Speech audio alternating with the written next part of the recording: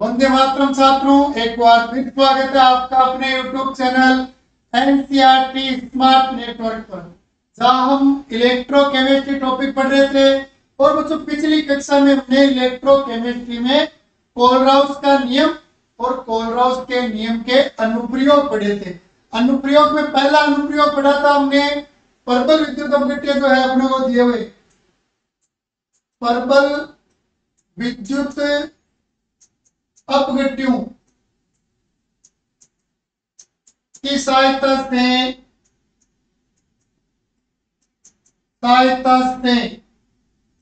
दुर्बल विद्युत अपघट्य की सीमांत मोलर चालकता ज्ञात करना। सीमांत मोलर चालकता ज्ञात करना, इसके बारे में पढ़ा था। इसका मैंने आपको तरीका बताया था और सीधा शॉर्ट तरीका देखते हैं इसी में। अगर आपको दुर्बल विद्युत अपघट्य की सीमांत मोलर चालकता मीन्स अनंत तन्यता पर मोलर चालकता निकालनी है और आपको प्रबल विद्युत अपघट्य दिए हुए, जैसे देखो फॉर एग्जांपल CH3 COONA, फिर इसके अलावा एक अपने को NaCl और HCl, ये तीन प्रबल विद्युत अपघट्य दिए हुए और आपको CH3 COOH इसकी सीमांत मोलर चालकता आपको निकालनी है, ये ज्ञात करनी है और इनकी मोलर चालकताएं आपको दी हुई है। अगर इन सब की मोलर चालकताएं आपको दी गई है और आपको ये ज्ञात करनी है, तो अपना तरीका क्या रहेगा? जनरल तरीका अप्लाई करेंगे हम।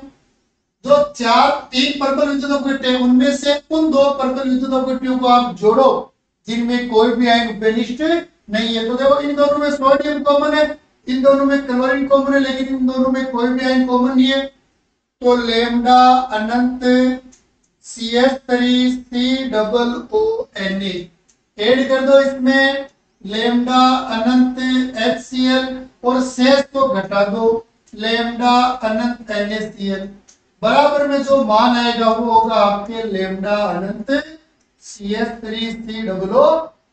ये था आपका पहला अनुप्रयोग कोलराउस के नियम का कि किन्हीं तीन प्रबल विद्युत अपघट्यों का मान दिया हुआ है, लेकिन प्रबल विद्युत अपघट्य आपको वही मिलेंगे जिनमें आयन जो दुर्बल विद्युत अपघट्य वाले होंगे। तो इन तीन में से उन दो को जोड़ो जिनका कोई आयन कॉमन नहीं है और तीसरे को आप क्या कर दो? घटा दो। तो आपके दुर्बल विद्युत अपघट्य का सीमांत मोलर चालकता या अनंत तन्यता और मोलर चालकता का मान आपको ज्ञात हो जाएगा। अब देखते हैं बच्चों इसके बाद दूसरा अनुप्रयोग। पहला अनुप्रयोग देख लिया, दूसरा अनुप्रयोग देखें तो दूसरा है आपके वियोजन की मात्रा जिसे आप एल्फा कहते हो, ज्ञात करना। आपको अगर वियोजन की मात्रा ज्ञात करनी है, एल्फा ज्ञात करनी है, तो आप कैसे निकालोगे? तो बच्चों, इसके लिए सीधा आपको वियोजन की मात्रा निकालने के लिए सूत्र लगाना है। वियोजन की मात्रा बराबर में लिखो आप किसी क्षण विद्युत अपघट्य की मोलर चालकता, और इसमें आपको भाग लगाना है सीमांत मोलर चालकता अपॉन सीमांत मोलर चालकता। यह आपका वियोजन की मात्रा निकालने का फॉर्मूला हो जाएगा। यानी आपको एल्फा निकालना है तो लैम्डा m में भाग लगाना है आपको अनंत लैम्डा m का। यह आपके वियोजन की मात्रा निकालने का फॉर्मूला होगा। स्क्रीनशॉट लो इसका, देखिए एक बार। ये तो था बच्चों आपके वियोजन की मात्रा ज्ञात करने का। अब इसी में अगला अनुप्रयोग देखते हैं हम। नेक्स्ट अनुप्रयोग देख लेते हैं वियोजन स्थिरांक ज्ञात करना। वियोजन स्थिरांक ज्ञात करना। तो देखो, वियोजन स्थिरांक ज्ञात करते हैं तो जो स्थिरांक का सूत्र चाहे वो साम्यावस्था स्थिरांक है चाहे वो आपके वियोजन स्थिरांक है या फिर आपको दिया हुआ है चाहे अपने अम्लीय स्थिरांक या सारी स्थिरांक, सूत्र सब में वही लगाते हैं हम, साम्यावस्था स्थिरांक जो 11th क्लास में आपने पढ़ा था दरोनुपाती क्रिया नियम से इसकी उत्पत्ति की थी। तो देखो वियोजन स्थिरांक ज्ञात करना है, तो वियोजन स्थिरांक का सूत्र लिख देते हैं। वियोजन स्थिरांक, वियोजन स्थिरांक को आप कैसे दर्शा दो, और इसका सूत्र होगा आपके उत्पाद की सांद्रता में परिवर्तन बट्टे में आ जाएगा आपके अभिकारक की सांद्रता में परिवर्तन। ये बड़ा कोष्ठक लगा देते हैं सांद्रता में परिवर्तन के लिए। इस फॉर्मूले का प्रयोग करेंगे। देखो एक अभिक्रिया ले लेते हैं सबसे पहले हम, ये लिए हमने CH3 COOH। बच्चों इसका आपको आयनन करना है, आयनों में तोड़ना है। CH3 COOH के अम्ल है और अम्ल को आयनों में तोड़ोगे तो क्या देगा H+, तो ये हो गया CH3 COO- और प्लस दे देगा ये H+। अब इसके आपको उत्पाद और अभिकारकों की सांद्रता लिखनी है। तो देखो अगर इस अभिक्रिया के लिए मैं K लिखूं तो K क्या आ जाएगा, उत्पाद में आ जाएगा आपके CH3 COO- की सांद्रता में परिवर्तन और गुणा में आ जाएगा H+ की सांद्रता में परिवर्तन, और बट्टे में क्या आ जाएगा आपके अभिकारक, तो CH3 COOH की सांद्रता में परिवर्तन। यह आपका फॉर्मूला बन गया वियोजन स्थिरांक का। अब अपने को क्या करना है, अगर K का मान निकालना है तो इन तीनों की सांद्रताएं लिखनी है। तो सांद्रताएं निकाल लेते हैं हम। देखो हम सांद्रताएं निकाल लेते हैं। दूसरा पार्ट लीनियर वाले चैप्टर में जब हमने वन टाप गुणांक पढ़ा था और वन टाप गुणांक और अपने संगुणन और वियोजन की मात्रा में संबंध देखा था, तो सेम कोई प्रोसेस ये अप्लाई कर रहे हैं। तो देखो प्रारंभ में तो मान लेते हैं प्रारंभ में इसका मोल कितना है, 1 मोल है।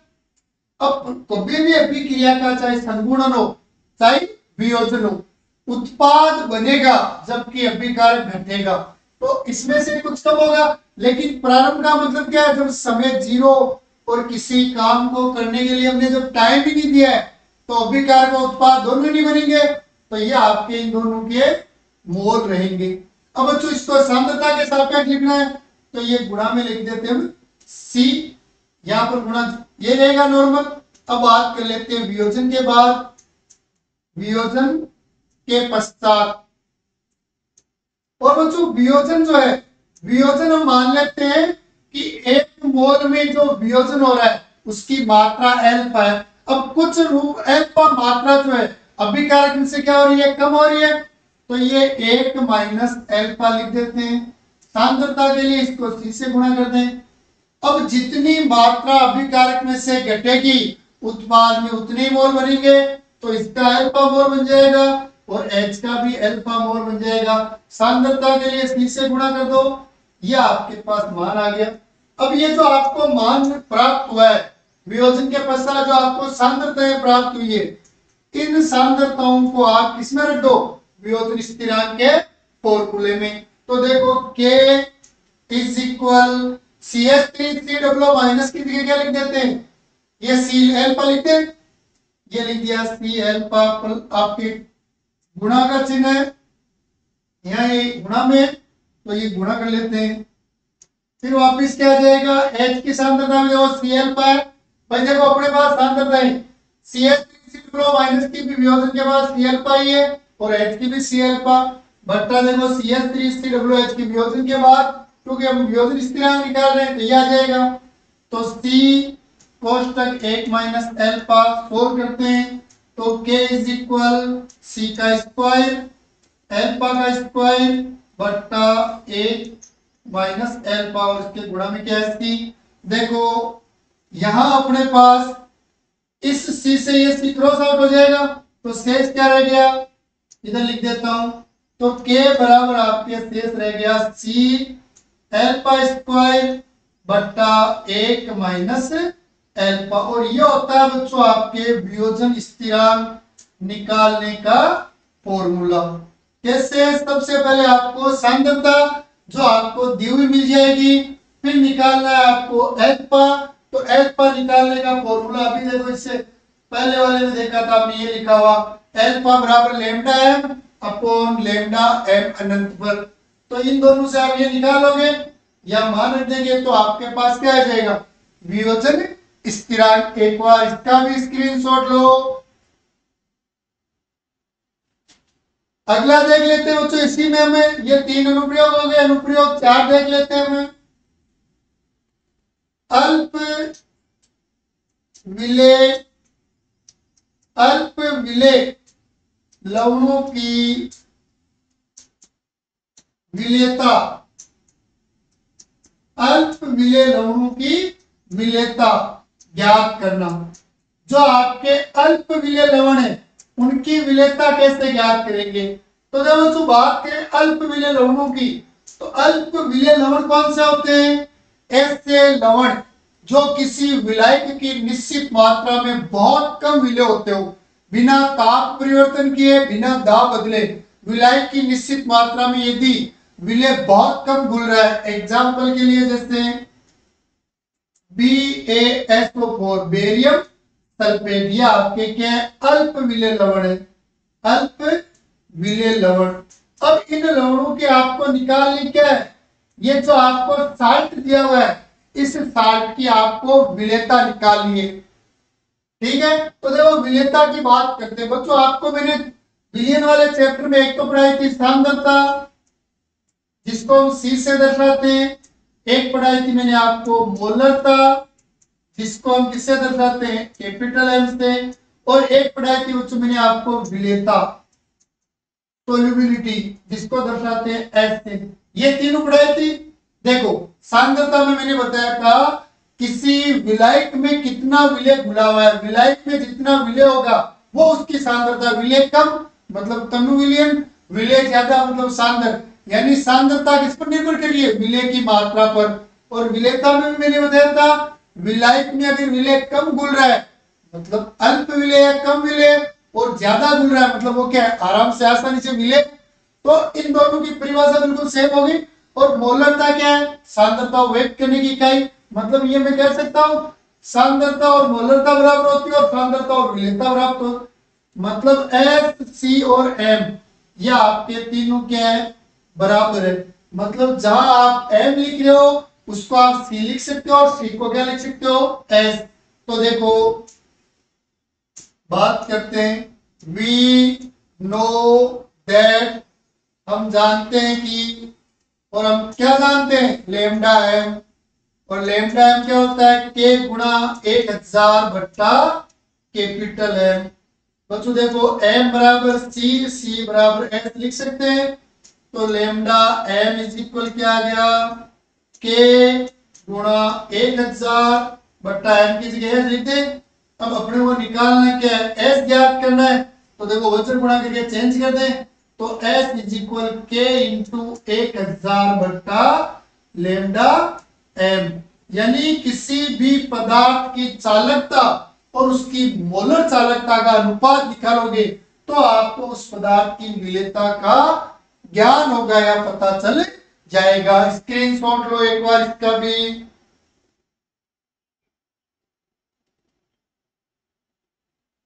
ठीक है दोस्तों, ये थे आपके कोलराउस के नियम के अनुप्रयोग। सबसे पहले प्रबल विद्युत अपघटनों की अगर आपको सीमांत मोलर चालकता दी हुई है तो उनकी सहायता से दुर्बल विद्युत अपघटन निकाल सकते हो। फिर वियोजन स्थिरांक निकालना है तो पदार्थ की मोलर चालकता में सीमांत मोलर चालकता का भाग लगा दो, सॉरी वियोजन की मात्रा में आपको वियोजन की मात्रा निकालनी है तो आपको मोलर चालकता में उसी पदार्थ की सीमांत मोलर चालकता का भाग लगाना है। फिर वियोजन स्थिरांक उत्पादों की सांद्रता और अभिकारकों की सांद्रता में अनुपात से निकालोगे।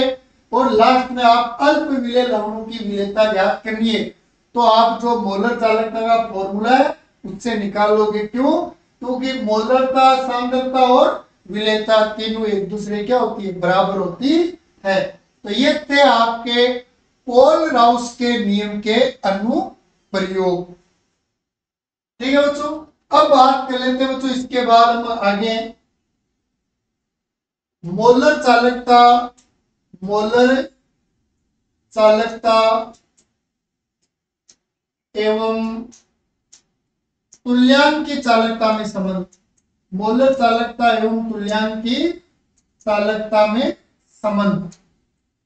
मोलर चालकता और तुल्यांक की चालकता में आपको अगर संबंध निकालना है तो कैसे निकालोगे? तो देखो, लेमडा है मोलर चालकता बराबर क्या होता है? के गुणा 1000 बट्टा कैपिटल एम, इक्वेशन 1।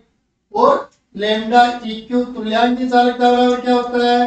के गुणा 1000 बट्टा एन, इक्वेशन 2। तो देखो इक्वेशन 1 व 2 से दोनों के केवल फॉर्मूले लिखे और 1 व 2 से या इक्वेशन 1 भाजित 2, तो लेमडा एम भाजक लेमडा इक्यू, ये तो लेफ्ट पद लिख दिया, इसे राइट पद लिख दो।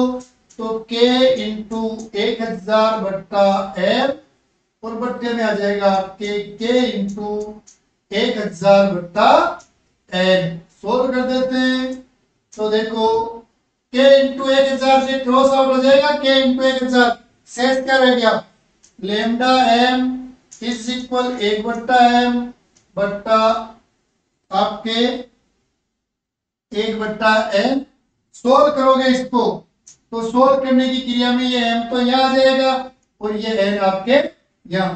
तो लेमडा एम इसके बट्टे में ये इक्यू तो है बराबर में आ जाएगा आपके लेमडा एम बट्टा लेमडा इक्यू इज इक्वल में आ जाएगा एन बट्टा एम। ये इन दोनों में संबंध है। अब इसी सूत्र से आपको अगर इनमें से किसी एक का मान निकालना है, जैसे लेमडा एम ज्ञात करना है, तो एन को गुणा कर दो आप लेमडा इक्यू से, उसमें भाग लगा दो मोलर तक, तो आपको लेमडा एम ज्ञात पता चल जाएगा या आराम से ज्ञात कर सकते हो। और बच्चों अगर आपको लेमडा इक्यू ज्ञात करना है तो कैसे करोगे? तो देखो ये वचन गुणा हो जाएगा, तो lambda M into capital M में आप भाग लगा दो कैपिटल एन का। ये होता है बच्चों मोलर चालकता और तुल्यांक की चालकता में संबंध। तो यहां पर इसका भी स्क्रीनशॉट ले एक बार।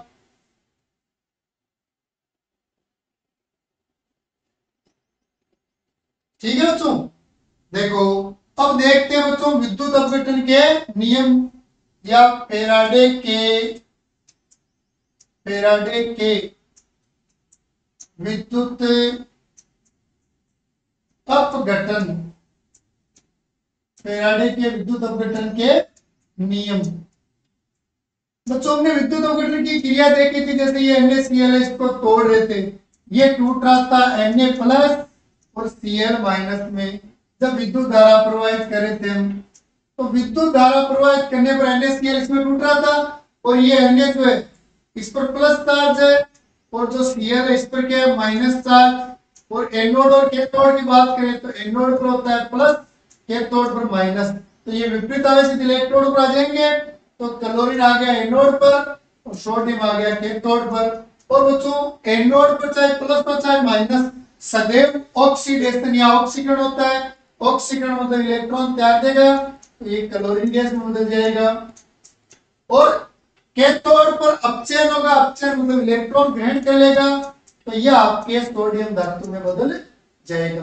अब इस क्रिया में विद्युत अपघटन में जब हम विद्युत धारा प्रवाहित करें और विद्युत धारा प्रवाहित करने पर जो ये Na और Cl बन रहा है, मतलब एक आपके कैथोड पर पदार्थ आ रहा है, एक पदार्थ एनोड पर आ रहा है, तो कैथोड पर कितना पदार्थ आ रहा है और एनोड पर कितना पदार्थ आ रहा है, ये अपने को कैसे पता चलेगा? तो धारा प्रवाहित करने पर इलेक्ट्रोड पर जो पदार्थ जमा हो रहा है, निक्षेपित हो रहा है, एकत्रित हो रहा है, उस पदार्थ की मात्रा में आवेश के साथ संबंध बताने के लिए माइकल फेराडे ने दो नियम दिए थे, जिन्हें हम विद्युत अपघटन के नियम कहते हैं। बात करते हैं बच्चों इसमें विद्युत अपघटन के नियमों में सबसे पहले फेराडे के प्रथम नियम की। तो धारा प्रवाहित करने पर इलेक्ट्रोड पर निक्षेपित पदार्थ की मात्रा और प्रवाहित आवेश में संबंध बताने के लिए फेराडे ने दो नियम दिए थे। फेराडे का प्रथम नियम या विद्युत अपघटन का प्रथम नियम, प्रथम नियम या आप कह सकते हो विद्युत अपघटन का प्रथम नियम। तो देखो फेराडे का प्रथम नियम क्या कह रहा है, ये अपने पास जैसे एक सेल है इस सेल में कोई विद्युत अपघट्य पदार्थ है। अब इसमें आपने 2 इलेक्ट्रोड लगाए और सेल या बैटरी की सहायता से जब आपने धारा प्रवाहित की तो इस पदार्थ पर और इस इलेक्ट्रोड पर और इस इलेक्ट्रोड पर कितना पदार्थ जमा होगा, यह बताने के लिए फैराडे ने नियम दिया। और फैराडे ने नॉर्मल शब्द में क्या कहा वो लिख देता हूं। तो फैराडे के अनुसार किसी इलेक्ट्रोड पर निक्षेपित या एकत्रित या जमा होने वाले पदार्थ की मात्रा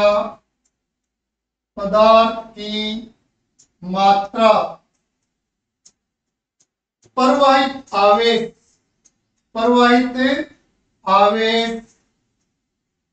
के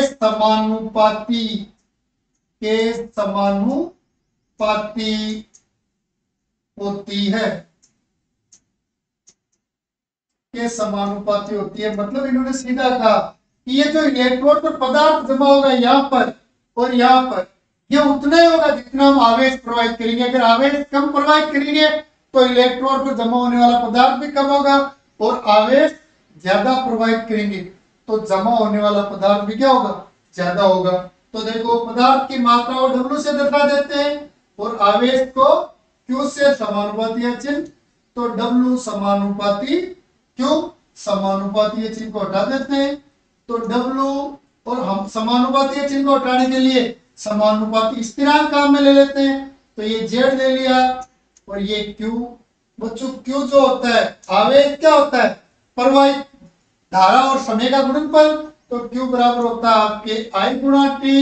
तो Q की जगह ये मान रख दें तो W बराबर क्या आ गया आपके Z गुणा I गुणा T। तो किसी सेल में इलेक्ट्रोड पर कितना पदार्थ जमा हो रहा है, तो उस पदार्थ का जो विद्युत रासायनिक तुल्यांक है उसको आप प्रवाहित धारा और आवेश के साथ गुणा कर दो तो आपको W का मान पता चल जाएगा। जहां देखो W तो लिख देता हूं मैं, जहां W बराबर है निक्षेपित या एकत्रित पदार्थ की मात्रा, एकत्रित जमा निक्षेपित पदार्थ की मात्रा, Z विद्युत रासायनिक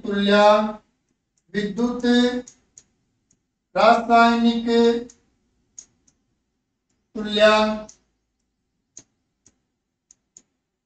और बच्चों बात करें I की, I है आपके विद्युत धारा, और बात करें T की तो T है समय, और एक Q और देख लेते हैं। तो बात करें Q तो Q है आवेश। यह आपके पद है। यह होता है बच्चों फैराडे का प्रथम नियम। एक बार स्क्रीनशॉट लो इसका।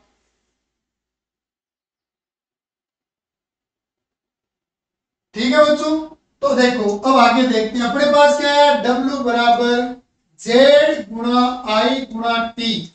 अब देखो यदि I का मान मैं ले लेता हूं 1 एम्पियर, I क्या ले लिया 1 एम्पियर, और T का मान ले लेता हूं मैं कितना 1 सेकेंड। तो देखो जैसे ये लिमिट लेता हूं मैं, ये चीज लेता हूं तो अपने पास क्या आ गया, W बराबर Z आ गया। W एकत्रित पदार्थ, Z विद्युत रासायनिक तुल्यांक। मतलब आपको कोई कहे विद्युत रासायनिक तुल्यांक किसे कहते हैं तो डेफिनेशन क्या लिखोगे आप, विद्युत रासायनिक तुल्यांक क्या होता है, किसे कहते हैं, विद्युत रासायनिक तुल्यांक पूछ ले आपसे क्या होता है तो परिभाषा क्या होगी, जब 1 एम्पियर की धारा 1 सेकेंड तक प्रवाहित की जाती है तो किसी इलेक्ट्रोड पर, तो किसी इलेक्ट्रोड पर निक्षेपित या एकत्रित या जमा होने वाले पदार्थ की मात्रा, होने वाले पदार्थ की मात्रा, पदार्थ की मात्रा ही उस पदार्थ का विद्युत रासायनिक तुल्यांक, उस पदार्थ का विद्युत रासायनिक तुल्यांक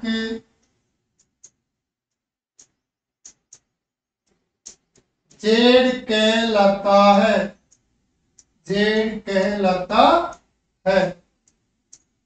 स्क्रीनशॉट लो तो इसका भी। तो यह है आपके बच्चों फैराडे का प्रथम नियम, विद्युत अपघटन का नियम। और फैराडे के प्रथम नियम से हमने विद्युत रासायनिक तुल्यांक यानी जेड किसे कहते हैं इसकी परिभाषा लिख ली। कक्षा को ज्यादा से ज्यादा देखना है, अपने आस पड़ोसियों को भी बताओ, लिंक शेयर करो ताकि वो भी इसका आनंद ले सके, उपयोग कर सके। जय हिंद, वंदे मातरम।